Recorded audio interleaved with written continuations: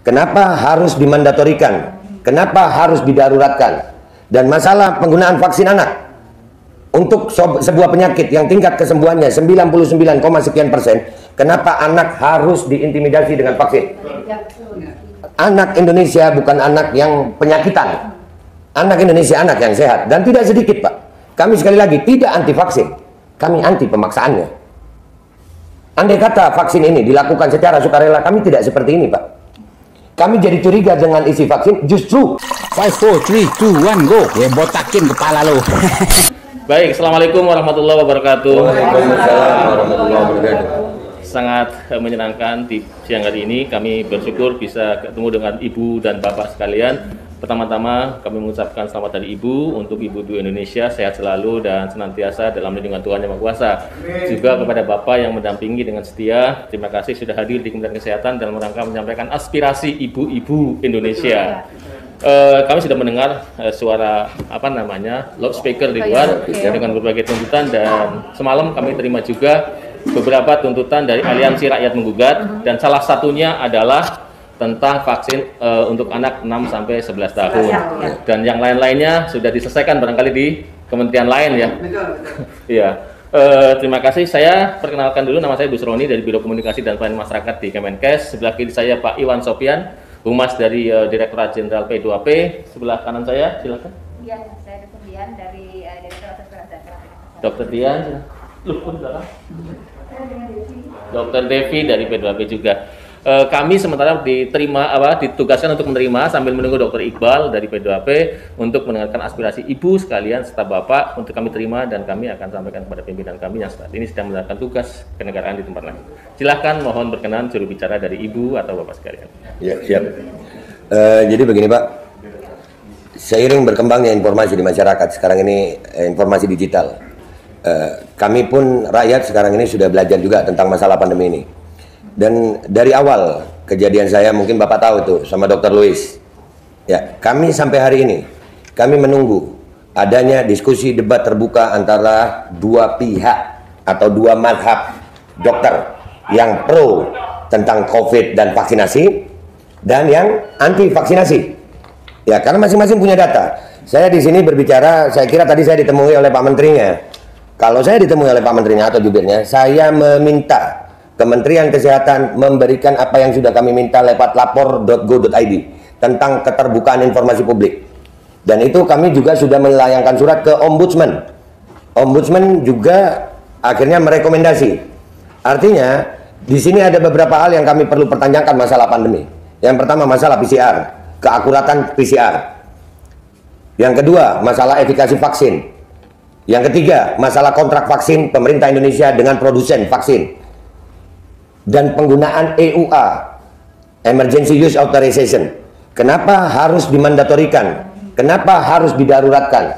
Dan masalah penggunaan vaksin anak untuk sebuah penyakit yang tingkat kesembuhannya 99, sekian persen, kenapa anak harus diintimidasi dengan vaksin?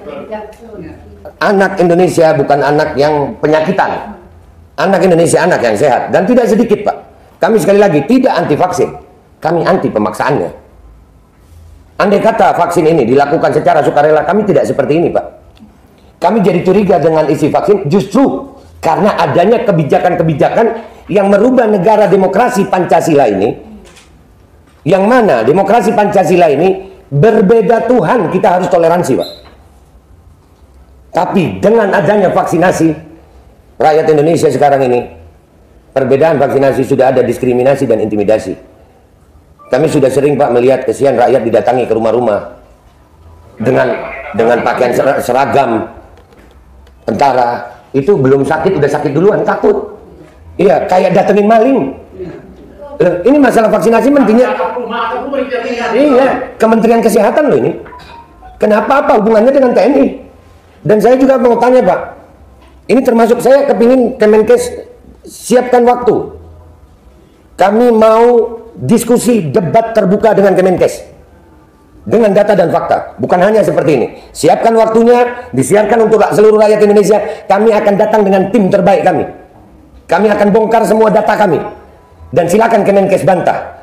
Dan saya menuntut hari ini ada perjanjian tertulis antara saya dan Kemenkes. Kapan waktunya, dan kalau nanti di diskusi debat terbuka itu kami salah, saya Babe Aldo bertanda tangan rela dipenjara seumur hidup karena telah menyebabkan kekacauan bagi seluruh rakyat Indonesia. Jadi itu yang saya tuntut. Saya tuntut adanya, kan kita di negara demokrasi, Pak. Ya, betul. Bapak menerima kami dengan baik, kami pun senang ini, Pak. Alhamdulillah, ini yang kami cari dari beberapa waktu. Saya berteriak-teriak di medsos, tapi lucu, Pak. Saya berteriak di medsos, bukannya dipanggil, tapi dibungkam. Medsos saya dihilangkan, bikin lagi, dibungkam lagi, bikin lagi. Kalau saya memang melanggar hukum dengan kalimat dan narasi saya, kenapa saya nggak dipanggil polisi? Kenapa pihak Kemenkes tidak mau memanggil saya? Apakah memang karena saya benar tapi didiamkan? Atau kalian tahu apa? Nah, ini yang perlu kami diskusikan. Kehadiran kami di sini sekarang ini, Pak, khususnya kami ini yang masalah vaksinasi. Kami menuntut keterbukaan informasi publik dan itu dilindungi oleh undang-undang. Ada KIP, undang-undang KIP ada. Ya, jadi kalau saya mewakili sebagian ibu-ibu ini, kami menuntut adanya diskusi terbuka antara pihak Aliansi Rakyat Menggugat dan tim dengan pihak Kemenkes yang disiarkan untuk seluruh rakyat Indonesia.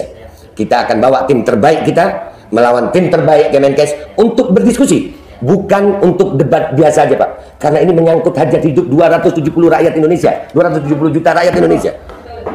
Kami tidak mau mempertaruhkan masa depan anak-anak kami, Pak. Nggak sedikit efek samping. Saya nggak mengatakan semua efek samping itu jelek, enggak. Karena kita tahu efek samping itu berbeda-beda, seharusnya jangan ada paksaan. Kalau ikan laut aja, Pak, ilmu kesehatan standar ini, ikan laut itu penuh protein, tapi nggak bisa dimakan semua orang, ada yang alergi. Nah, kenapa untuk masalah vaksinasi semuanya disikat aja? Dan kebijakan-kebijakan intimidasi ini sangat, Pak, sampai menggunakan. Dan ini kami berharap Kemenkes mau bersuara. Oh, itu kebijakan dari kementerian lain, bersuaralah kalian. Kemenkes tidak seperti itu, supaya kami tahu kemana kami mau datang. Tapi kalau Kemenkes diam saja, berarti Kemenkes sejalan dengan mereka. Jadi begitu, Pak. Kapan waktunya kami bisa diskusi terbuka dengan pihak Kemenkes dengan data dan fakta yang disiarkan langsung kepada seluruh rakyat Indonesia, supaya rakyat Indonesia mendapatkan kejelasan informasi, keterbukaan informasi publik.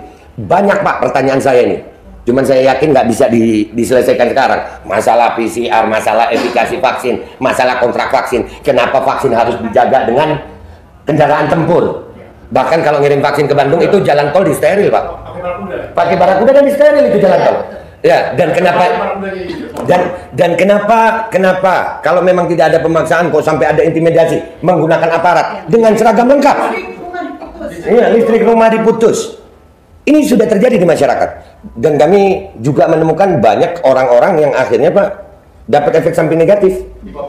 KIPI, ya, dan ini minta maaf, Pak, untuk masalah KIPI itu sampai hari ini, Pak, sudah terjadi sama almarhum Trio Fauki, anak umur 22 tahun, tanpa ada riwayat penyakit. 22 tahun, sehat, Pak. Enggak, Bu. 22 tahun. Setelah divaksin AstraZeneca meninggal dunia. Dan akhirnya diotopsi, Pak. Itu Bapak bayangkan perasaan ibunya. Setelah diotopsi, dikatakan ditemukan tidak ada penyebab kematian lain, tidak punya penyakit. Tapi begitu ditanya, apakah ini efek vaksin? Pihak dari Kementerian Kesehatan bilang apa? Kami tidak bisa memastikan ini vaksin. Terus apa, Pak? Terus apa ini? Ini apa? Kalau seorang meninggal dunia, saya anak, Pak, saya punya ibu, Bapak juga punya ibu. Kebayang nggak kalau itu ibu melihat anaknya digali dari kubur, diotopsi, dan tidak ditemukannya ada penyebab kematian lain, tidak punya penyakit bawaan. Tapi waktu ibunya tanya, berarti ini karena vaksin? Kami tidak bisa memastikan itu vaksin. Terus buat apa diotopsi? Dan kami juga menemukan keganjilan-keganjilan, Pak. Berapa banyak orang yang di-COVID-kan? Kami juga punya data. Orang tidak bisa masuk rumah sakit kalau tidak COVID. Karena di COVID itu ada anggarannya. Ada anggarannya. Dan itu kami punya datanya, Pak. Dan ini saya yakin, ini bukan hanya salah Kementerian Kesehatan. Tapi paling tidak Kementerian Kesehatan kami minta menjadi corong pertama yang mau bersuara masalah ini. adanya keterbukaan informasi publik tentang keseluruhan masalah pandemi. Dari mulai masalah protokol kesehatan, protokol penggunaan obat di awal COVID. Karena kami menemukan Pak, di protokol dari kesehatan tidak ada pemeriksaan gula darah. Padahal semua pasien mestinya gula darah. Itu ada. Ya, dokter lebih tahu. Saya bukan dokter, tapi saya belajar. Saya bilang tadi kan Pak, untuk memahami ilmu kedokteran sekarang nggak perlu jadi dokter Pak. Banyak informasi, tinggal kita pintar-pintar memilahnya. Dan selama saya berbicara tentang aktivis COVID ini Pak, saya tidak pernah berbicara tanpa bukti, data, dan fakta. Dengan jurnal. Dan saya juga punya guru-guru di belakang saya yang mungkin mereka belum mau tampil sekarang. Tapi saya yakin kalau Kemenkes membuka pintu diskusi ini, maka semua tim saya akan turun. Dan itu kredibel.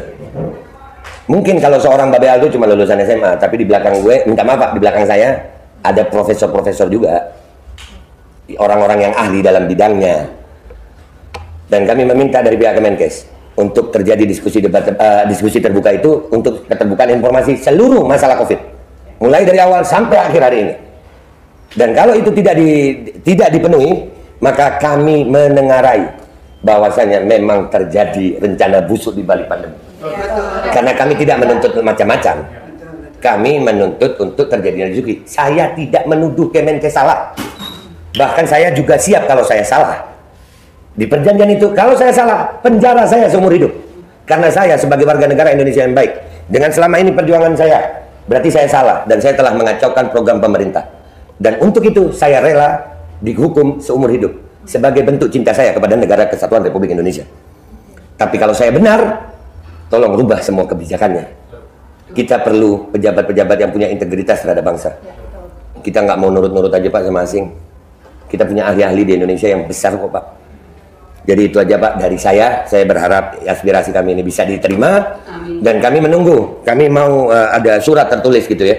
Jadi ada jaminan bahwasanya kami akan dapat diskusi debat terbuka itu. Terima kasih Pak, itu dari saya.